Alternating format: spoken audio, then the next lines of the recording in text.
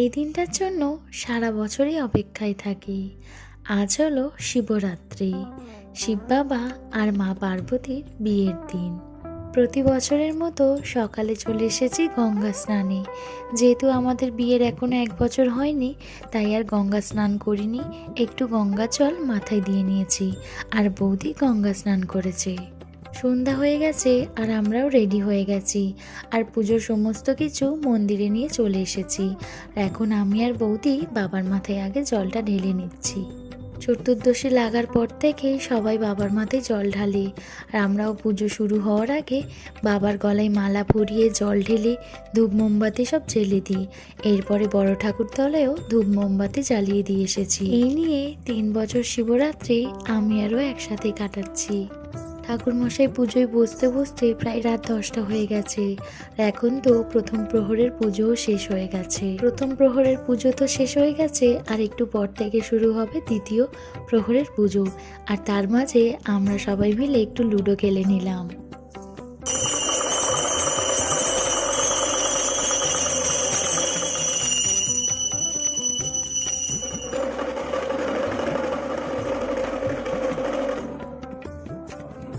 পুজো হতে হতে এদিকে কারেন্টটাও চলে গেছে, আর চারিদিকে প্রদীপ মোমবাতির আলোতে কি যে সুন্দর হয়ে উঠেছে পরিবেশটা।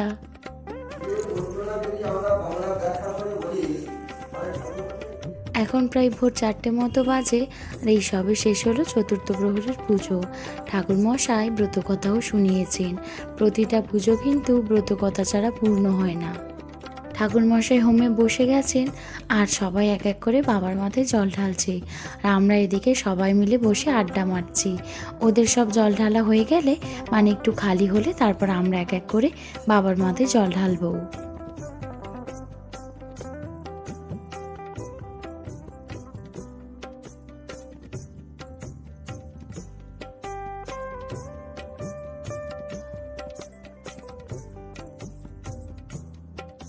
হোম তো হয়ে গেছে, আর এখন সবাই মিলে হোমের যজ্ঞে আহুতি দেওয়া হচ্ছে।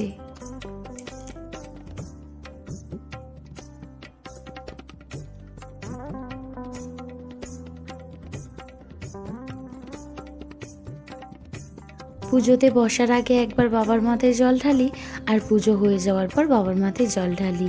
আমাদের সবার জল ঢালা হয়ে গেছে, আর এবার ঠাকুরমশাই আরতি শুরু করে দিয়েছেন। আবার একটা বছর শিবরাত্রির এই রাতের জন্য অপেক্ষায় থাকবো। এবছরটা এখানে রয়েছি, জানি না পরের বছর থেকে আর থাকতে পারবো কিনা। হর হর মহাদেব, ওম নমঃ শিবায়।